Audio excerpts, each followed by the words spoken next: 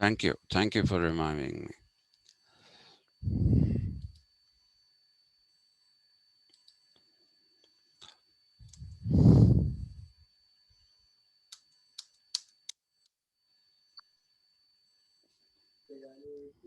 What has happened here?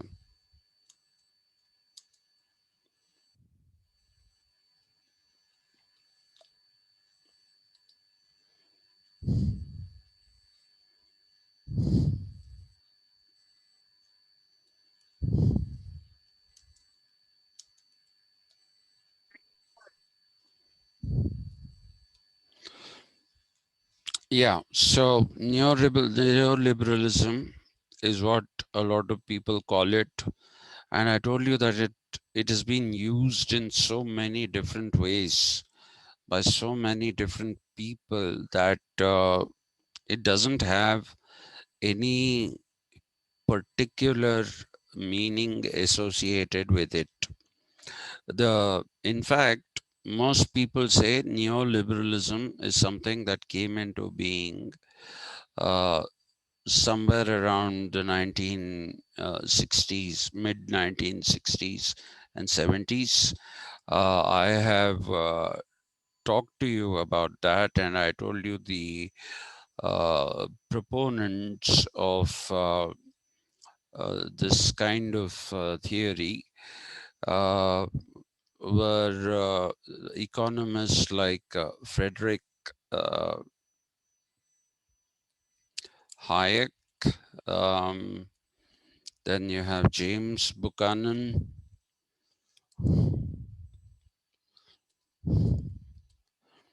You have Milton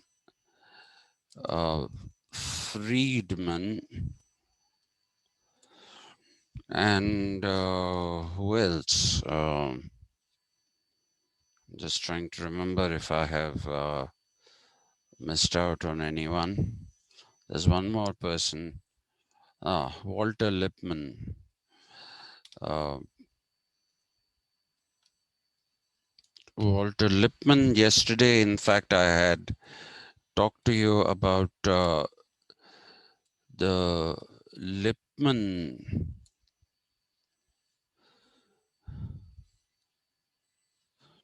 Oh, this has gone the wrong way.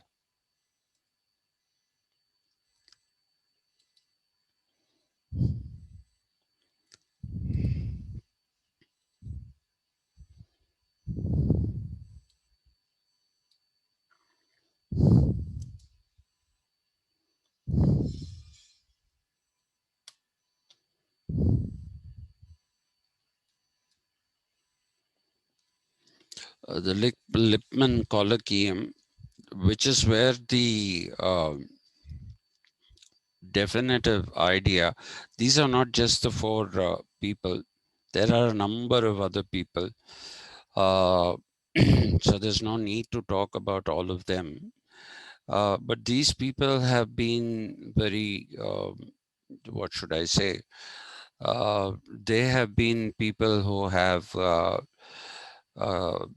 contributed to the re-emergence of uh, classical liberalism, and some people have, like I told you, called it neoliberalism.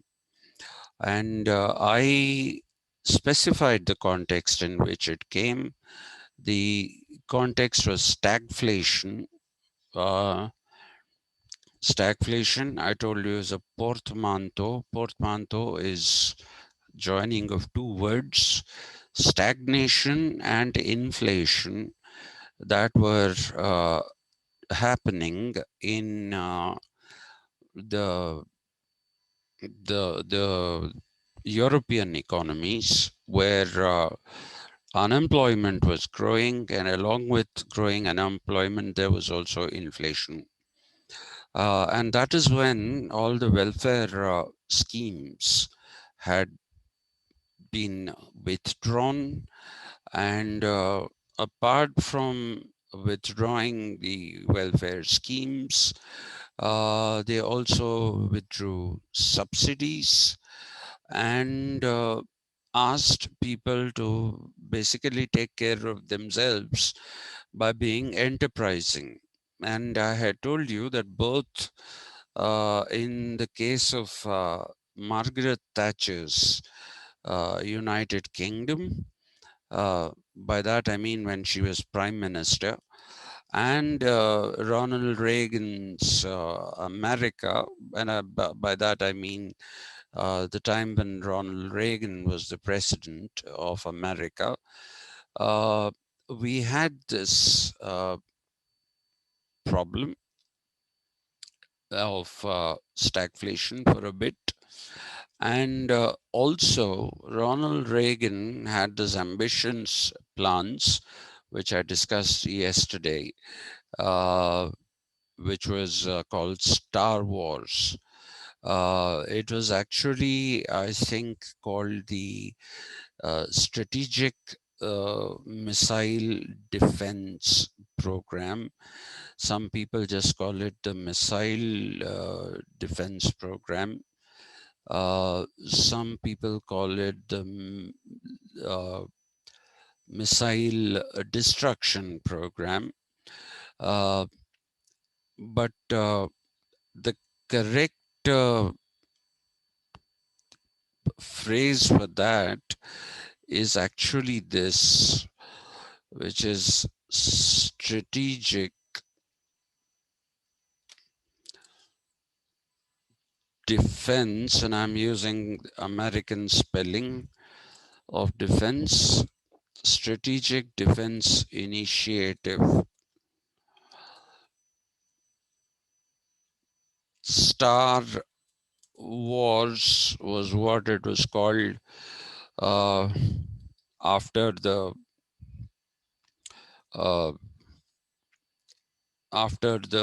what should we say, um, after the famous movies that came as Star Wars. This basically included launching of a number of satellites that would form a protective umbrella on the United States of America, and that any missiles or anything that were launched at America would be destroyed in the sky itself. They wouldn't reach the ground. So Ronald Reagan approached the Congress, which consists of both the Senate and the House of Representatives, for funding.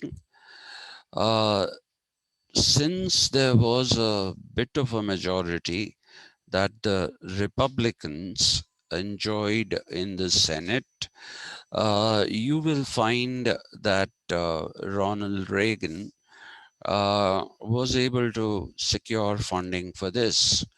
But this was also a time when American economy was not doing very well, and Ronald Reagan was Ronald Reagan was asking for more money at a time when the economy wasn't doing well. America was defaulting on its payments to the United Nations, uh, rising unemployment. Uh, in his time, it was a record. Unemployment went up to somewhere near 7%. There was a fall in the gross domestic product, uh, and per capita spending, not income. Government is more interested in people spending their money rather than how much they are earning. So there was a pretty big fall, a noticeable fall in uh, the per capita spending. And at that particular time, he asked for this funding of the Strategic Defense Initiative. I told you all the other names: missile development, the destruction program, missile defense program, strategic defense program, all these were used. But the most commonly used was Star Wars, and the actual name of that program was the Strategic Defense Initiative. And you will see that this particular period boosted individual entrepreneurship in America. Ronald Reagan withdrew uh, whatever little spending was being done on people who were homeless. So there were night shelters for people to sleep in, especially during winters, and there is a certain style of living in America which is called living in a trailer. Okay, so you don't have a home. All you have is a trailer that you hitch to your car. And what do? You go and park the trailer in designated parking areas. These are called trailer parks. So you just go and park there, put your trailer in in a slot, and you get some access to water, you get access to toilets. Uh, so these people in American parlance are actually called white trash. Okay, uh, they are the equivalents of the African Americans. They are the equivalents of the Hispanics, the equivalents of the refugees who came from Puerto Rico. Okay, so all these people, uh, they were considered to be a nuisance for America.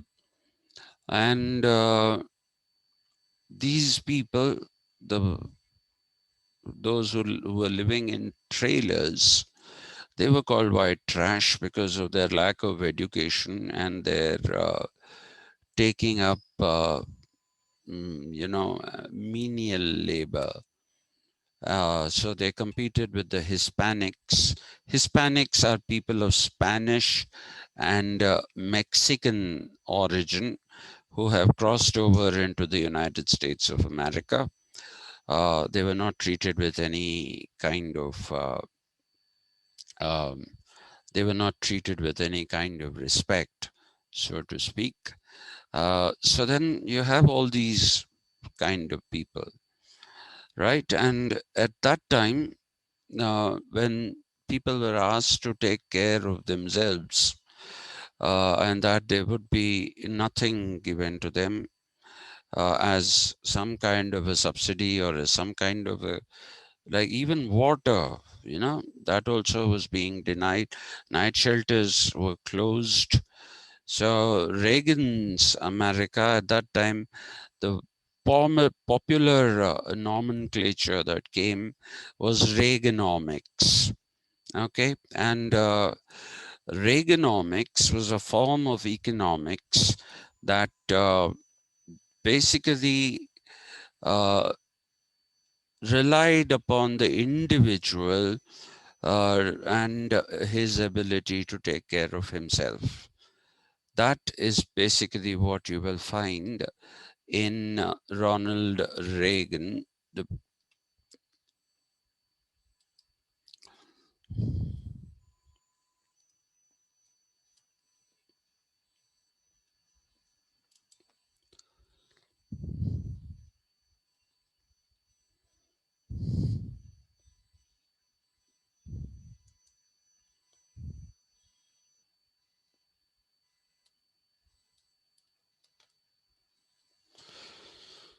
So it was called Reaganomics,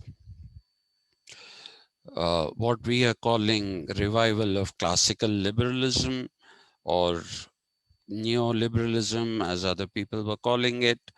Uh, these were being called Reaganomics in America, and in the United Kingdom, because of Margaret uh,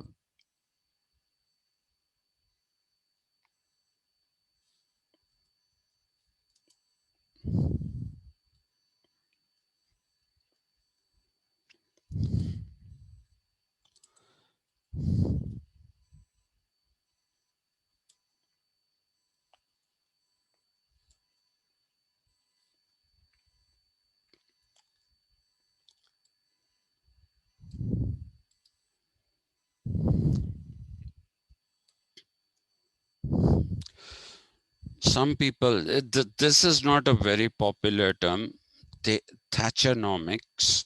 It didn't become very popular, but Reaganomics did become a very, very popular term. It was being used everywhere in the world.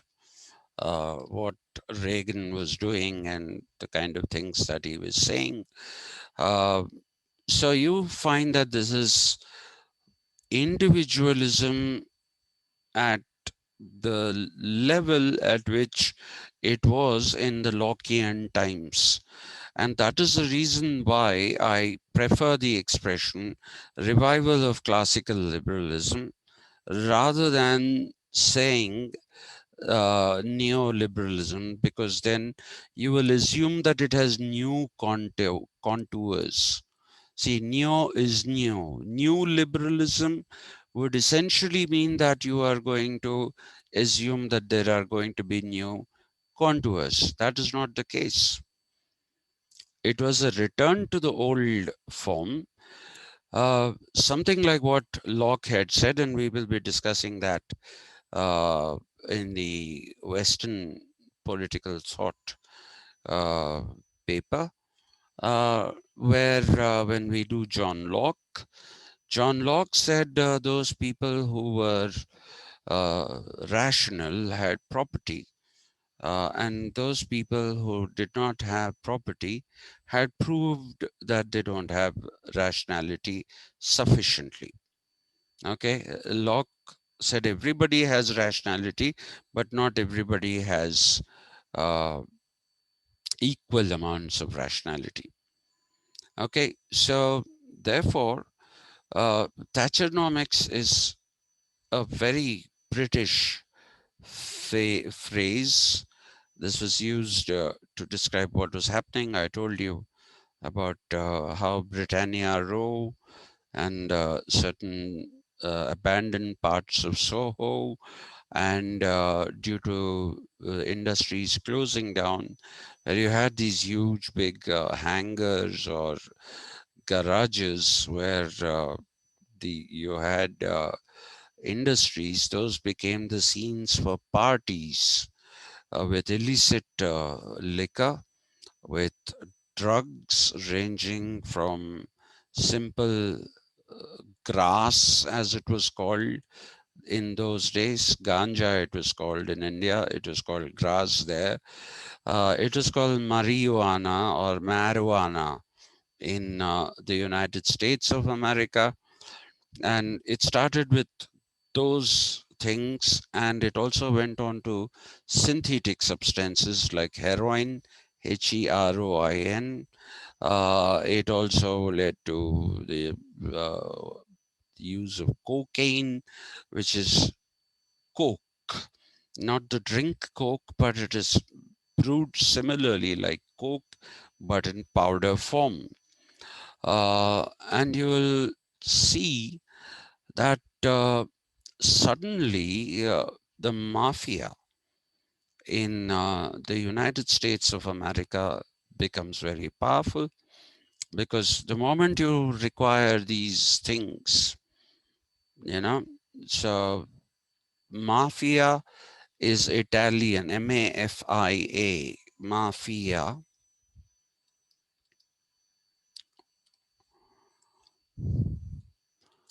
is Italian for mob. Mob is a big group of people. Now, why were they called mafia in America? They were called mafia in America because the original mob that came into being was Italian immigrants. You should read Mario Puzo's novel, The Godfather. And if you don't like reading novels, uh, please at least try to see the trilogy. There are 3 movies uh, starring great actors uh, like Marlon Brando, who plays the role of Don Corleone. It's actually Don Corleone, but the Americans call him Don Corleone. Uh, Don Corleone's character was played by Marlon Brando, and he played it beautifully. Uh, a take on that was tried by Ram Gopal Verma, the idiot uh, filmmaker of India, the shame of India.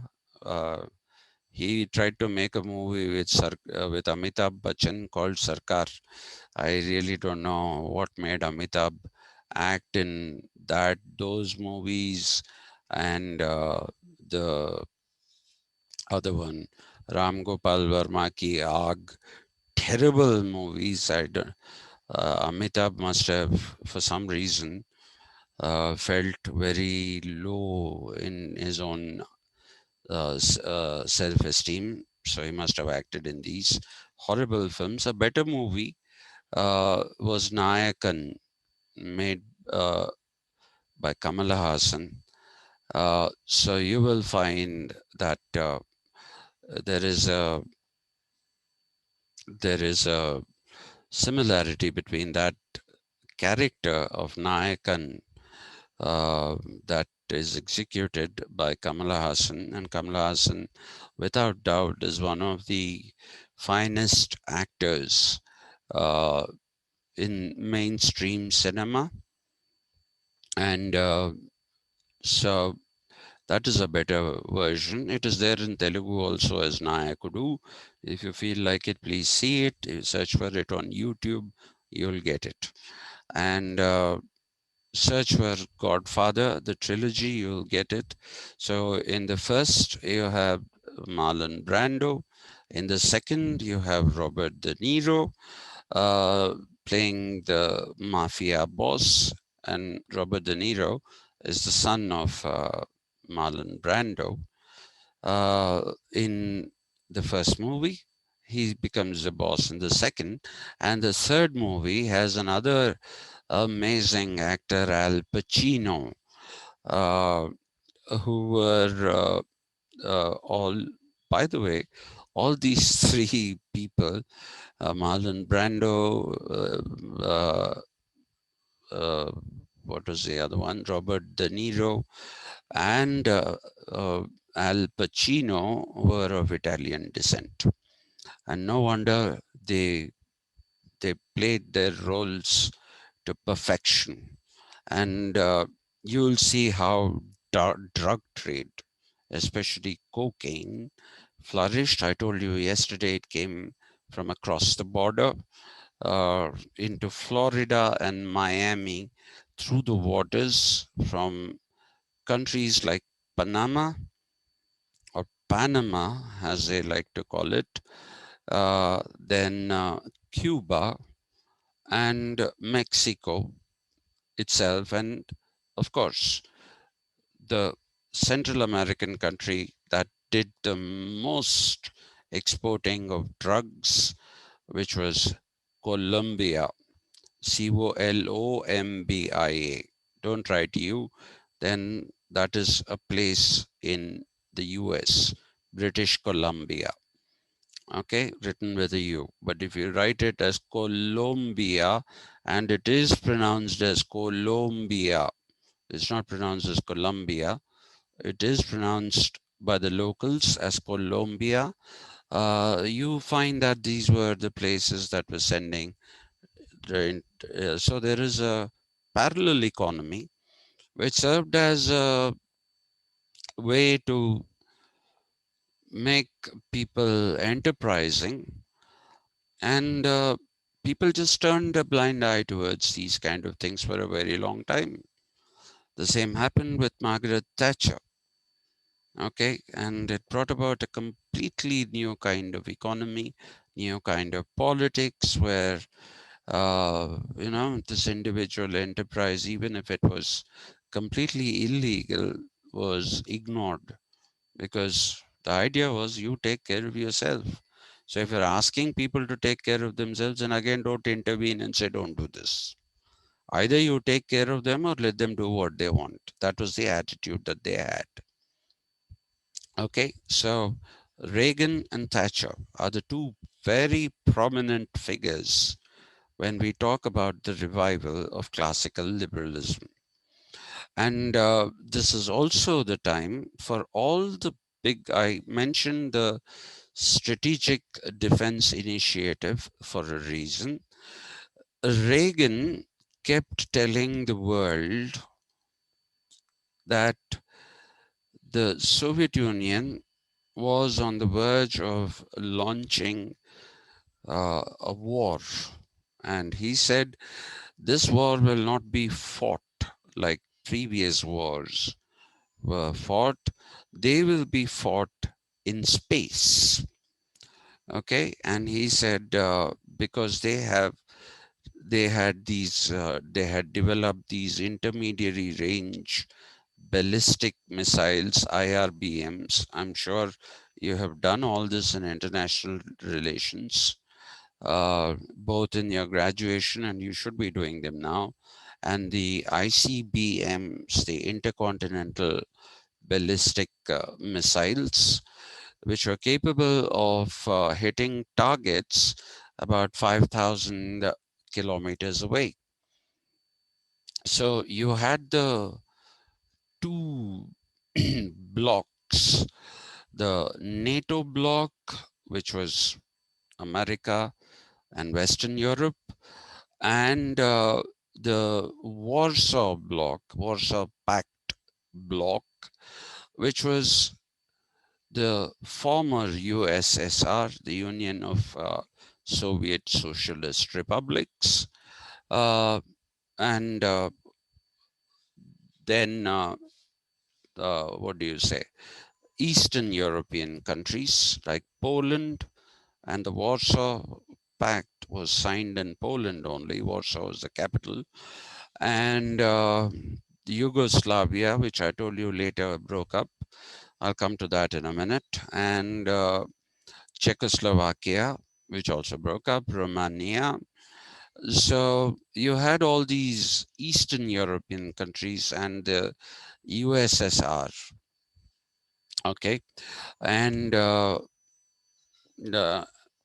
Hungary is another one in the Eastern Bloc, uh, and East Germany. So in those days, you had two Germanys, one Germany under Soviet control and the other Germany under American control. Okay, so East Germany was the communist Germany, and West Germany was the capitalist Germany, so to speak. So you see, therefore, that this whole thing was primed up. Ronald Reagan managed to create a hysteria that at any time democracy is under threat. See, the whole idea of communism was projected, and thanks mainly to leaders like Brezhnev, who was a contemporary of Ronald Reagan, and uh, Leonid Brezhnev, who was a contemporary of uh, Ronald Reagan, and much, much before that. in the Second World War by Joseph Stalin, who he signed a no war pact with Hitler, became a dictator, and then Hitler went and attacked Russia or the USSR. That is a different story. We'll save it for another occasion. So you see that communism came to be associated with uh, dictatorship. So Ronald Reagan and Margaret Thatcher built up this hysteria about the threat from these Warsaw Pact countries, and money was sought, money was gained, and since more defense spending happened, it meant that the common people had to fall on alternative ways, and because of that, you find that you have this parallel economy, a black economy as it is called, led by the Mafia in the USA and led by several types of groups in the United Kingdom. So it got associated with the music industry. They used to have these rave and trance music parties. They are unlistenable, these forms of music. And I'm a Western music aficionado. Uh, I've been in a rock band for years and years. I've I've actually done composing of songs, and I find them horrible. So you can imagine how horrible you will find them, those of you who don't listen to Western music. So it's just horrible, but I believe it makes great sense when you take drugs.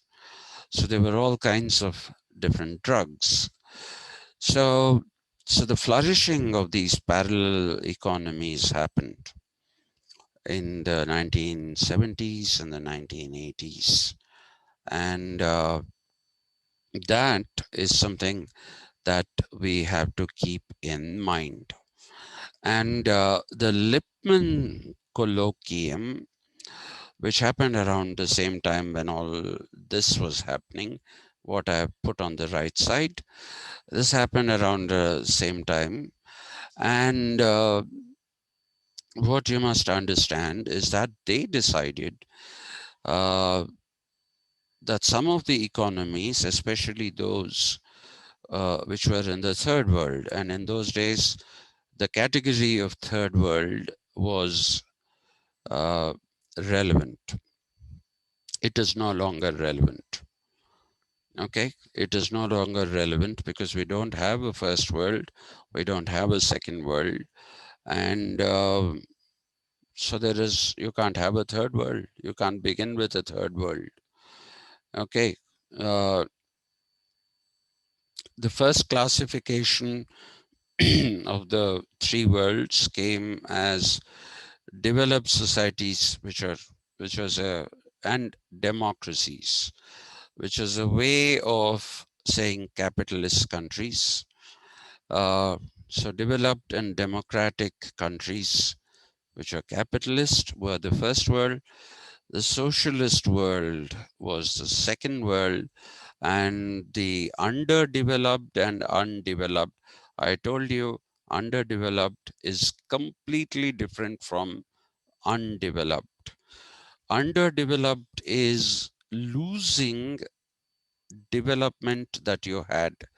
I'll talk about that when I come specifically to India, which I'm going to do very shortly now. And we see that there are people uh, who are there are countries in Africa which are completely undeveloped. In fact, even today, American Africans don't understand nationalism. The national boundaries of Africa were drawn by the colonial powers who occupied different parts of it. The loyalties of African people even today are primarily tribal.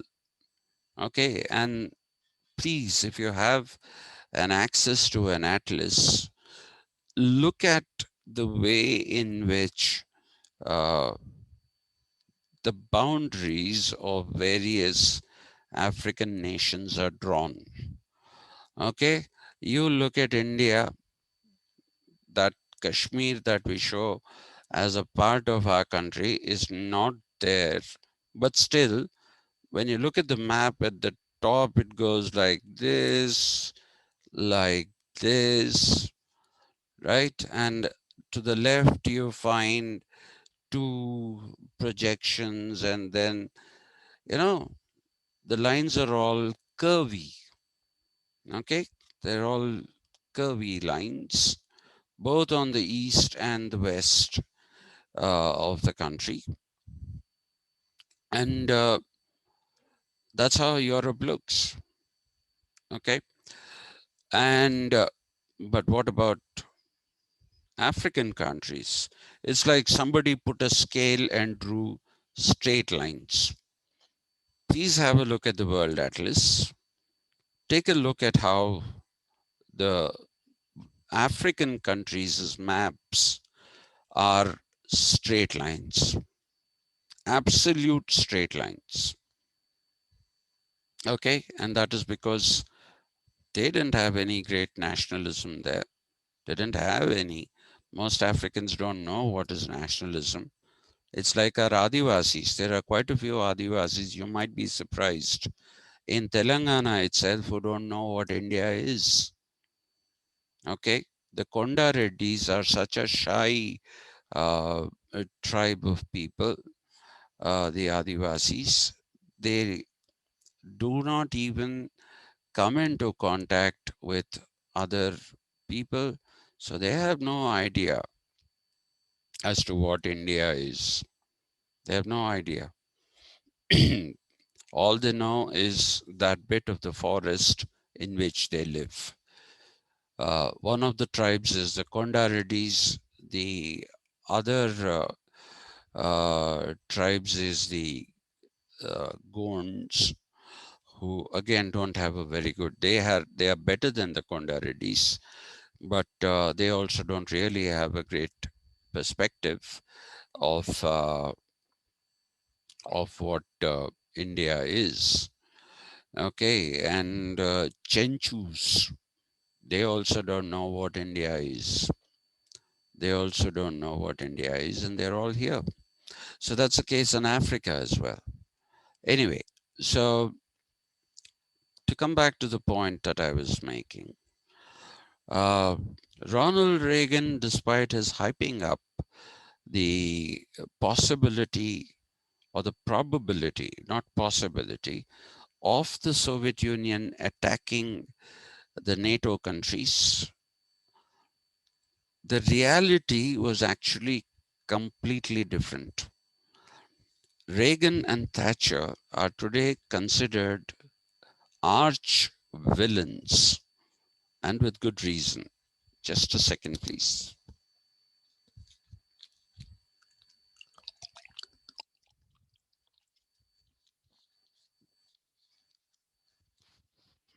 They are considered arch villains, and for a very, very good reason, because the threat that they talked about and the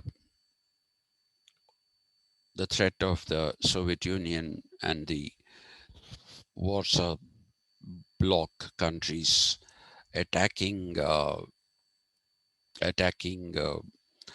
the USA and the NATO countries, all that was rubbish talk. And that is why, anyway, Ronald Reagan served 2 terms as president, so he had to get out. And that's where the Republican Party lost. Please remember that. The Republican Party lost. Their credibility was completely tarnished.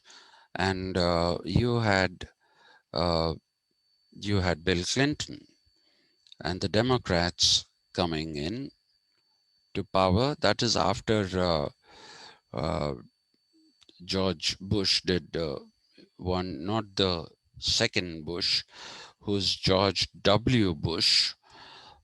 His father, after Ronald Reagan, he was the uh, President George Herbert W. Bush. That is his full name, the first one. After him, it was the Democrats, because by then it had become very, very clear.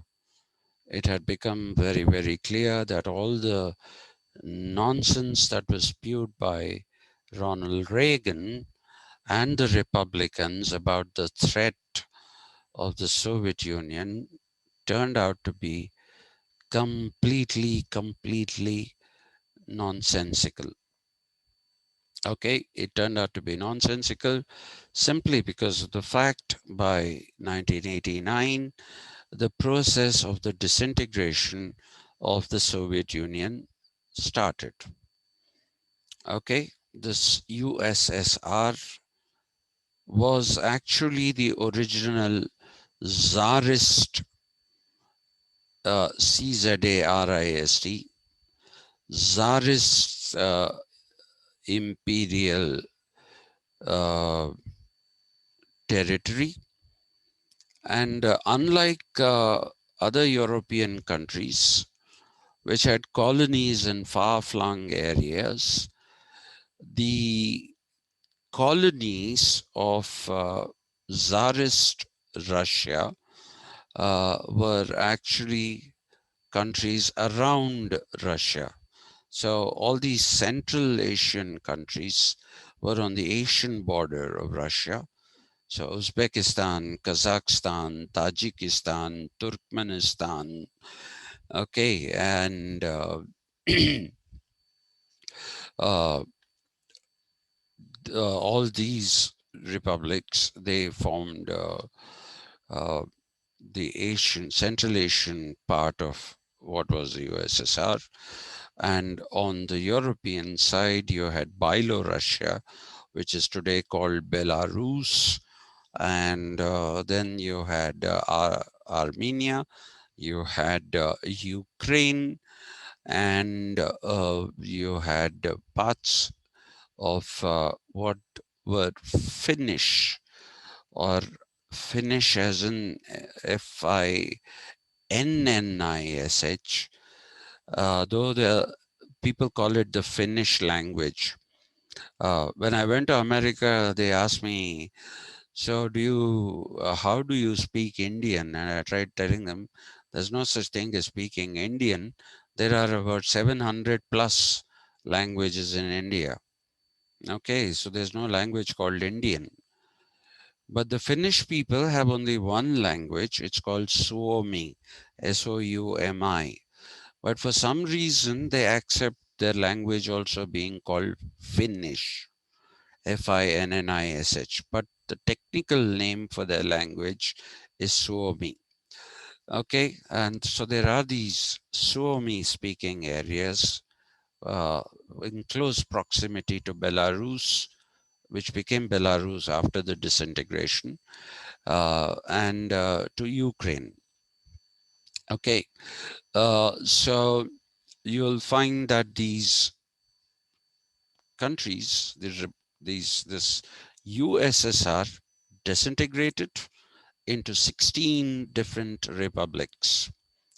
And it happened without any kind of violence. It was the most peaceful breaking up of a country that just fell apart.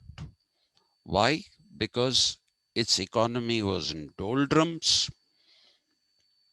They spent too much in the arms race, in the space race.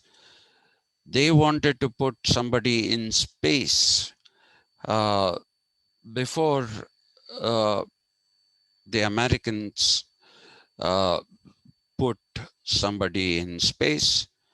So what did they do? I don't know why they have called this new vaccine Sputnik, Sputnik. which is supposed to have come to Hyderabad, and I don't know if people are getting that vaccine. Sputnik V, it is written. I don't know if it is Sputnik 5. The Roman V can be a 5, or if it is a V, I don't know what that is. But the space capsule in which the first man went into space was called the Sputnik. Okay, Sputnik. Sputnik. And the first man in space was this man called,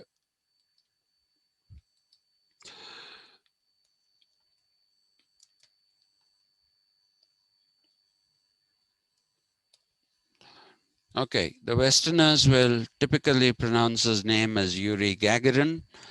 That is not the pronunciation. The pronunciation is Yuri Gagarin. Gagarin. That is the pronunciation. And that is when the Americans felt terribly humiliated because the Russians put one man up in space before they did.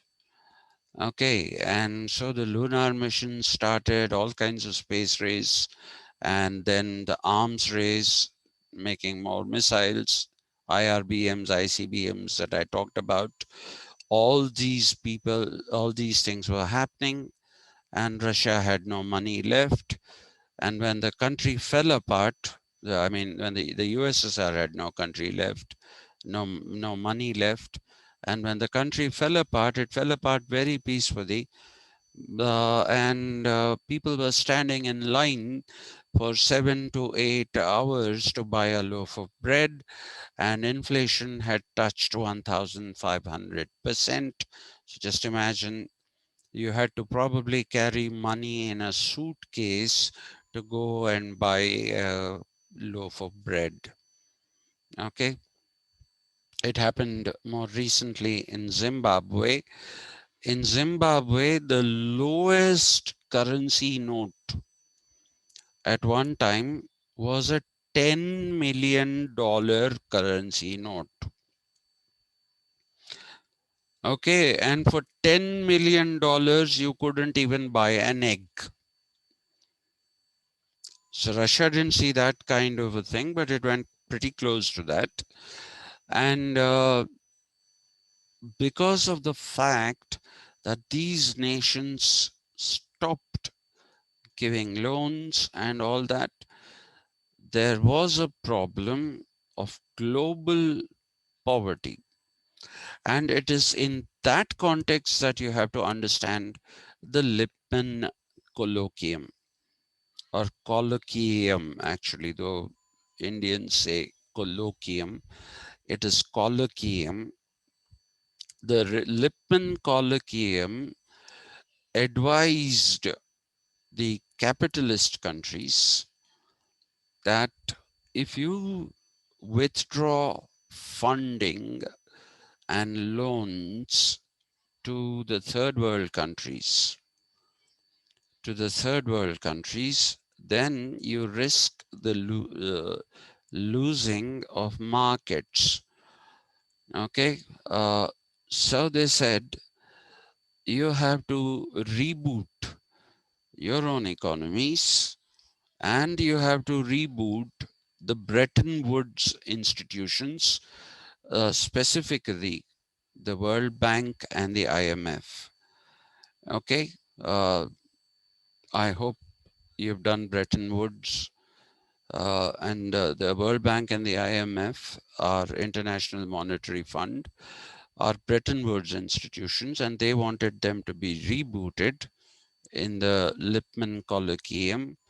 And finally, in the UK, people saw sense and they kicked, even though the Tory party or the Conservative party was still in power, a leader who opposed Margaret Thatcher within the Tory party, Michael Heseltine, uh,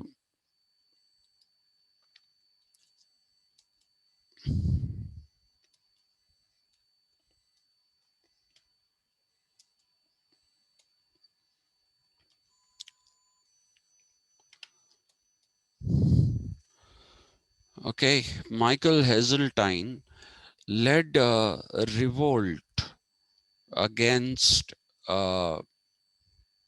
Margaret Thatcher, okay, within the Conservative Party or the Tory.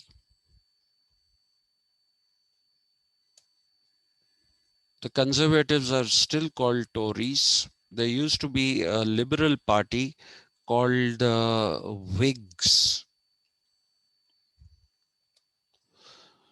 That party lost this particular name, Whigs. It is there still. At one time, it was the main opposition towards the late 19th century when uh, a franchise or voting rights were given to all men, not women. Women got only in 1928. So you will find that the Liberals or the Whigs were the main rivals to the Tories. And these two parties, by the way, existed even in the USA. So that's why I tell you that the USA is a no party system. What they have in the place of a party is a caucus. That's one, but I'm not going to teach you international relations, and I'm certainly not going to teach you uh, the politics of USA. If anybody's interested, ask me a question and I'll tell you what it is. So it is a no party system. We are taught that it is a two-party system. No, absolutely wrong. There are no political parties in America. There are caucuses or groups, Republicans and Democrats. Okay, we have these. Uh, but and we also say that the UK is a two-party system, which is again very wrong. It's a multi-party system. Okay, it's a multi-party system. The Whigs were at one time quite powerful, and I don't know if you're aware of this. Uh, our very own Dada Bhai Nauroji, who was called the Grand Old Man of India by uh, the Brits uh, in a pejorative sense. Pejorative is negative sense, because he talked about how British colonialism was draining uh, Indian economy and leading to led to underdevelopment. Uh, and he contested an election saying that India is no longer under, after 1857, India stopped being under the control of the British East India Company.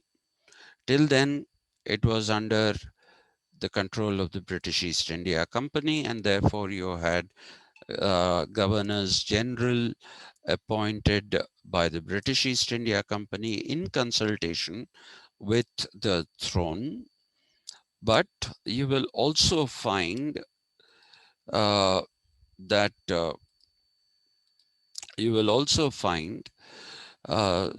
after the Great Revolt of 1857, when the British came pretty close to losing control over India, uh, you find that it was brought directly under the monarch's territories. So we became a part of the Commonwealth. The Commonwealth is something that belongs to the monarch. Okay, I don't think you people have attended my evening classes, which is where I have dealt with all these issues. What is the House of Commons when you did not even have elections uh, at all, leave alone elections for common people? Where is the House of Commons? It came into being in 1341 CE or AD. So why was it called the House of Commons? There were no common people there. Nobody could contest an election. There were no elections. The parliament was not even a legislature. Today we say parliament, legislature. But the parliament came into being in 1066 CE in Britain. Okay. And it was not a legislature. It became a legislature only in the 19th century, late 19th century, that too. I have told all these stories, so if you want, you can check out those lectures. I have now put them some kind of in some kind of lists. So check out in that. If you want to, you can. I have given the full histories of uh, Britain and that of the United States of America, how the politics evolved there. And I tell you that America is not a democracy, it's an oligarchy. Okay, even today it's not a democracy, it's an oligarchy. Anyway, so to come back to this story of the Whigs, now what happened is Dadabhai Naoroji, once India was brought under the direct control of the crown, which is the Commonwealth, and the House of Commons was also the properties of the king or the queen. In those days, it was the king. So it came under the crown, and during Queen Victoria's period, you will find Dadabhai Naoroji claiming that I am a British subject and therefore I would like to contest an election. So he went to London, contested an election on the Whigs party ticket, and became a member of the parliament, where he represented the voice of India. There are some misguided books which will tell you Dadabhai Naoroji, Dadabhai Naoroji was actually on the side of the British, and that's why he was made an MP, he was rewarded. All that is spurious. All that is spurious. Dadabhai Naoroji, for his time, was an economist par excellence. Economist par excellence. He showed how India became an underdeveloped economy from being a developed economy. Okay, and how British colonialism did that. So he represented the voice of India. And if you read Gandhi, Gandhi has nothing but words of praise for the performance. Gandhi has documented some of the debates that Naoroji took part in the House of Commons, and how he defended India and the necessity for the British to leave India. Okay, so if you read anything else about Dadabhai Naoroji, that is very, very incorrect information. The correct information is that he was a patriot. He was somebody who was working for India.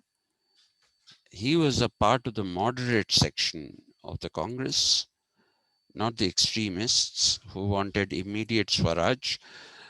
Nauroji was a very intelligent man who believed that if people left suddenly, then there would be a power vacuum, and how do you fill that up with? And it is because of his initiative that you have the passing of the various Councils Act, starting with the Indian Councils Act of 1892, And then the Indian Councils Act of 1909, which is also known as the what is it called? Morley Minto reforms. That's what it is called. And you have the 1919 Indian Councils Act, which is called the Montagu-Chelmsford reforms, none of which were fully accepted by Indians. And then you had the Government of India Act of 1935, which was also not fully accepted, but still forms 80% of the 80% of the Indian Constitution as it stands today. So what you need to understand is that England is not a two-party system. The Labour Party replaced the Whigs thanks to the influence of Karl Marx, and the Whigs resorted to the name Liberal Party, and they still have that. Mrs. Margaret Thatcher was removed from the leadership of the Tory party, and she was removed from prime ministership. She was replaced by John Major.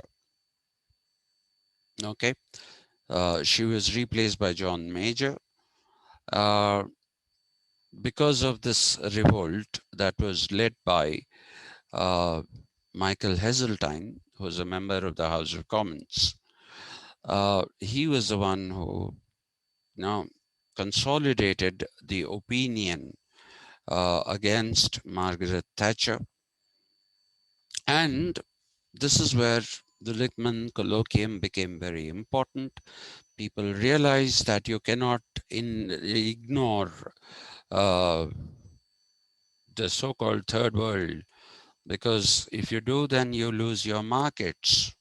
And what will happen increasingly within your own country, what will happen increasingly is that you will have only a black economy that is controlling the country, and you will not have the white economy will have very little power left. So the Lippmann Colloquium basically talked in terms of uh, creating, or rebooting the Bretton Woods Institutions, the World Bank and the IMF. And by the 1990s, the Soviet Union had disappeared, like I told you. There was Yugoslavia became, instead of one country, it became Serbia, it became Croatia, Slovenia, Bosnia, Montenegro.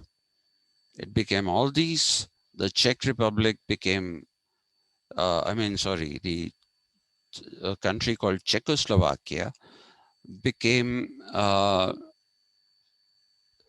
what do you call, it became the Czech Republic and the Slovaki Republic. In Romania, Iliescu, who was the leader, who was found having a lot of wealth when the country was suffering, he was jailed and executed, Iliescu. And you will also see that Poland had already started the solidarity movement, and therefore, under this person,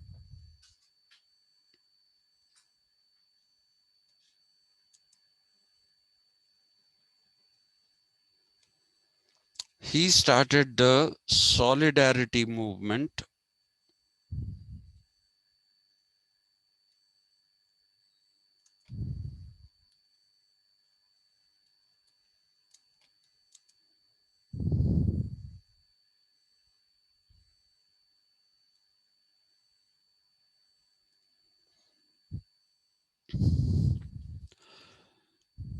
and it is now the Solidarity Party. Uh, his name is actually not pronounced Lake Walesa. It is pronounced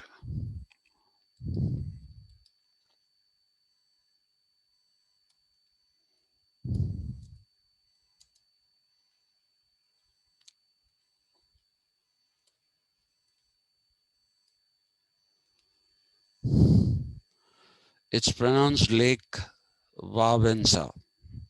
And one of the longest reigning popes, Pope John Paul II, okay, he was also a Polish cardinal before he became the Pope. His name was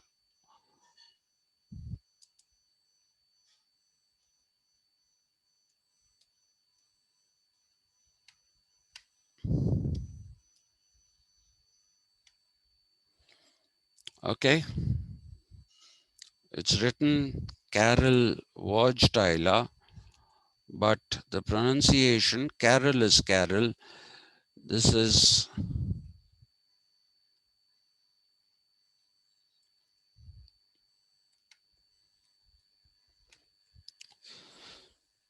Wojtyła. Okay, Wojtyla is pronounced Wojtyła, and I'm not mentioning this name arbitrarily. The Roman Catholic Church gave solid support to the Solidarity movement in Poland. Okay, it gave solid support to the Solidarity movement. It started in Gdansk, in the shipyards of Gdansk, and the British used to refer to Gdansk as Danzig, Danzig. That's what they wrote. I don't know why they called it Danzig. Beats me.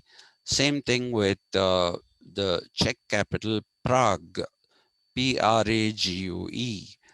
Okay, it's Prague, but for reasons best known, the British used to call it Praha, and they actually wrote it as Praha, Praha. But today people call it Prague, and Gdansk is called Gdansk. Okay, so the Lipmann Colloquium supported all these movements, and for the freeing of people from communist control, bringing them into the market economies, and they basically advocated that there should be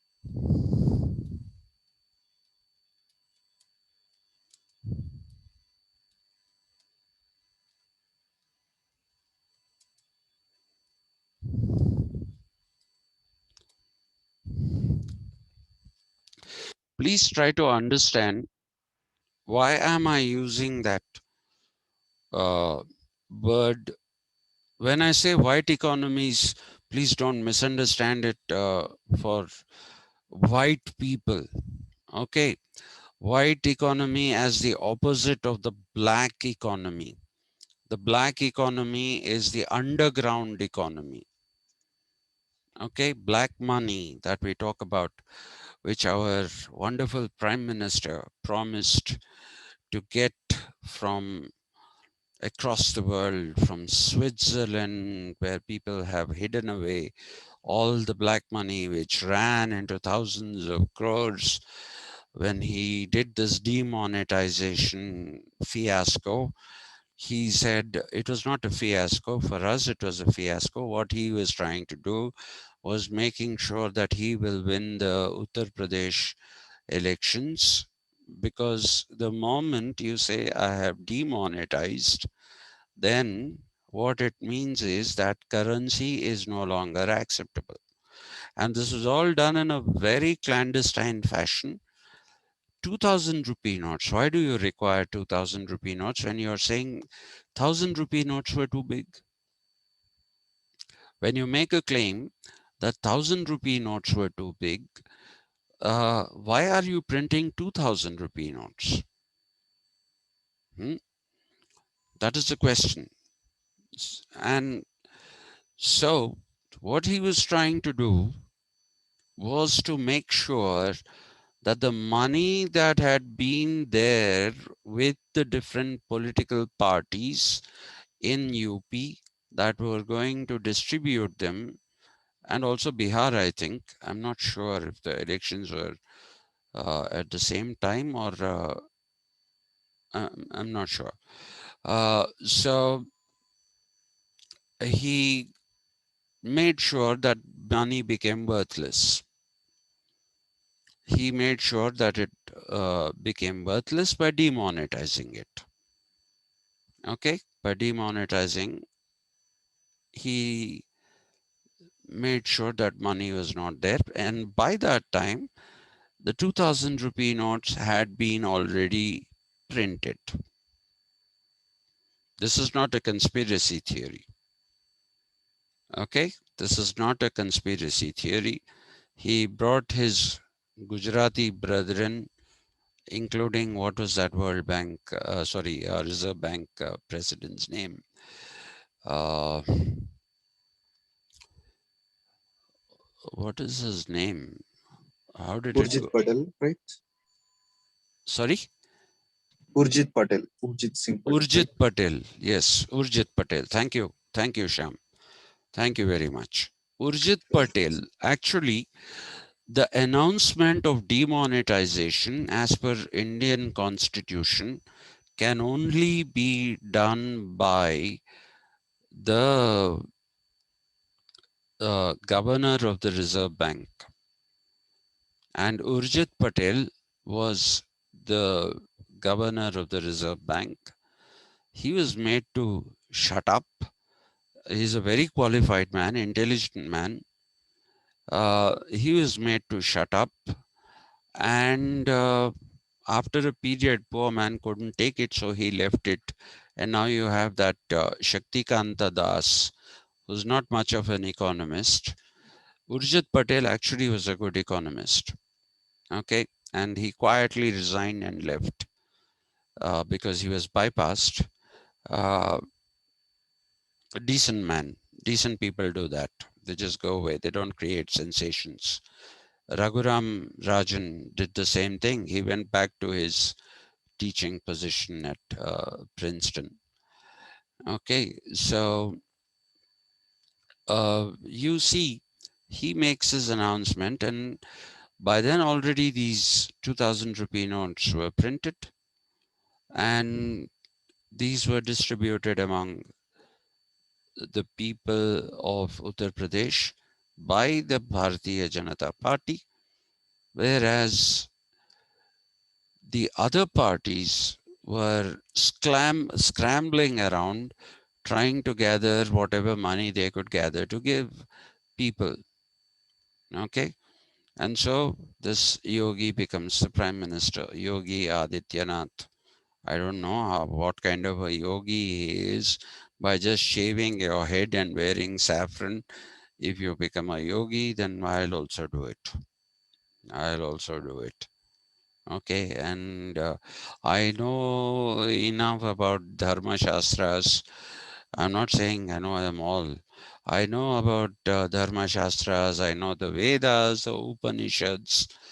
If you go and see the in my list, okay, uh, if you like, you can, by the way, find, if you know anybody in second year, if they want, they can check out that list. It is taught to the second year syllabus.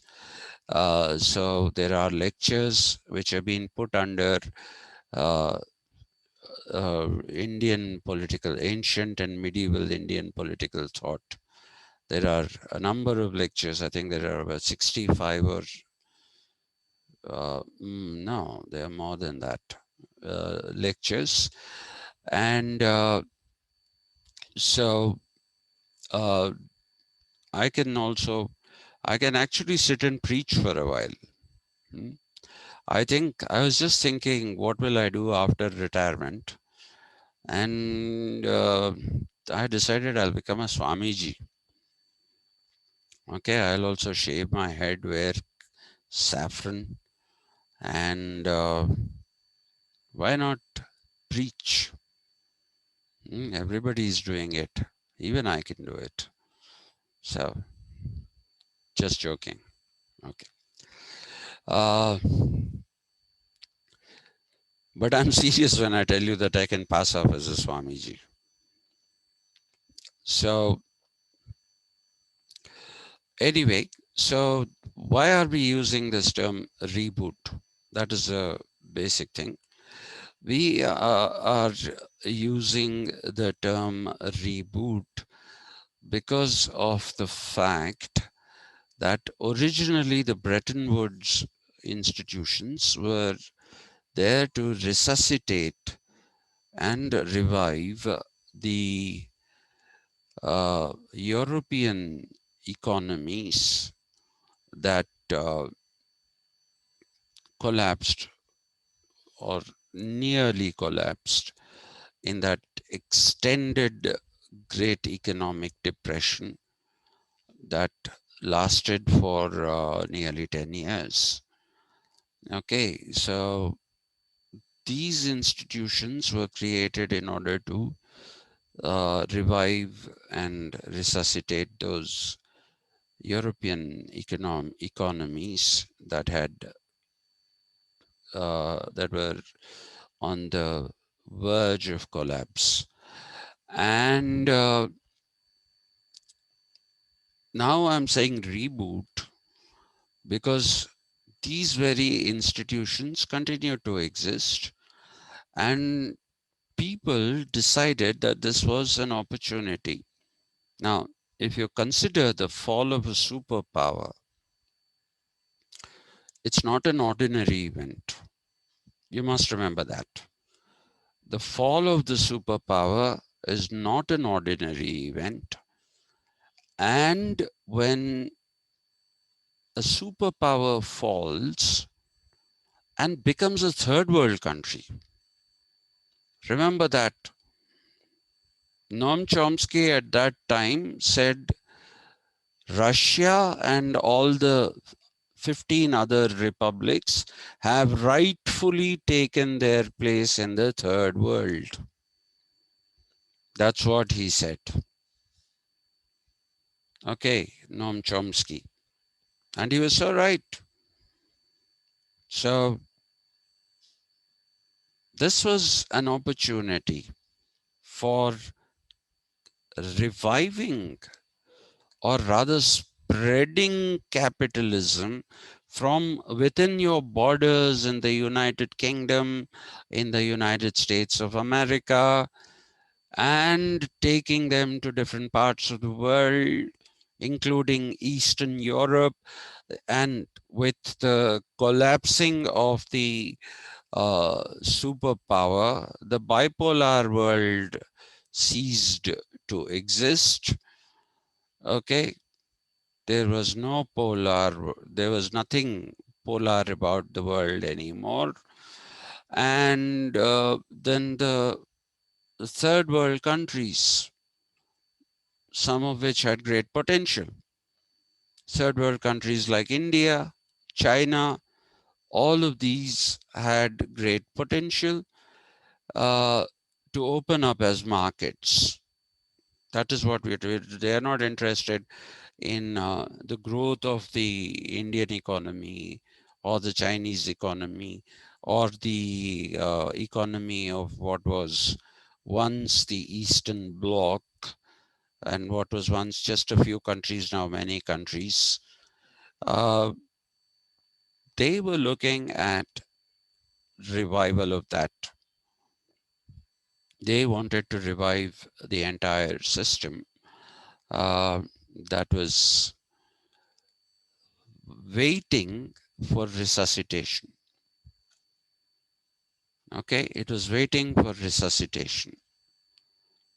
And the threat of the Soviet Union, even as a military power, vanished because its missiles and all other military hardware and space programs. Do you hear about Russian space programs now like you used to in the past? You don't. That is because they don't even have those facilities in Russia. Most of them are concentrated in Kazakhstan, Uzbekistan, some in Ukraine, some in Belarus. Now, this was the idea of Lenin, he called it democratic centralism. I taught that also in my evening classes. Democratic centralism was distribute money to the underdeveloped parts or undeveloped parts. They were not underdeveloped, they were undeveloped parts, so that they catch up with the uh, rest of the developed parts. Like Ukraine was developed, most definitely, as was uh, the Belarus and the Finnish or the Suomi speaking areas which bordered Russia. They were developed. Parts of Russia were developed, parts of it, more on the western side. Uh, so you see, there was this entire opportunity to give capitalism, which in the 60s and 70s was looking like it was shaken and it was shaky, and that it was probably going to disappear. All those fears vanished, and suddenly people saw an opportunity. So institutions created to resuscitate, revive capitalist economies in Europe actually were now used to revive and resuscitate economies in what was the Eastern Bloc and some selective countries in the third world, which included India. I actually thought I'll finish India today, but apparently it's not to be, so it'll have to be done tomorrow. Uh, the Bretton Woods system, how it came into India. We'll talk about the Indian economy, the structural adjustment program that was suggested by the World Bank and the IMF to different countries. We'll first talk about it in general and then apply it to specificities of India. And you will see that at this particular time, India became very federal. Let me just give you a clue. Why am I saying it became federal? Previously, if you needed funding, you had to go to the center and ask for funding. But Chandrababu Naidu, in order to play catch up with the economies of Karnataka, that was a specific target, Bangalore or Bengaluru, and Chennai, and to a certain extent, even Maharashtra. What did he do? He said, why do I have to go through the center? I'll go straight to the World Bank and I'll take loans and I'll service the loans. It is not the responsibility of the center to service my loans. I'll take the loans directly from the World Bank. So he prepared blueprints of development. So anybody who tells you Chandrababu Naidu did not contribute to the development of Andhra Pradesh, the undivided Andhra Pradesh, including Telangana, I'm not a Chandrababu Naidu fan, by the way. Okay. I'm far from being a Chandrababu Naidu fan. Uh, he was somebody who couldn't do things in a straightforward manner. He forgot he could eat like this. This is what I tell again and again. He thought he could eat only like that. Okay. Too much of maneuvering in unnecessary ways. Okay. So there we had this man. So we'll look at how that federalism got a boost and how it is again now dying out in India thanks to centralization tendencies that are being adopted by the present regime. Thank you very much. I have exceeded my time by a minute, and I'll see you tomorrow where we look at the role of when the Bretton Woods institutions and structural adjustments of world economies, different parts of the world, and then we'll discuss and finish off with uh, India. Thank you very much for putting up with me. Very kind of you. How many of you are left? 5. Thank you. Thank you. Thank you, sir.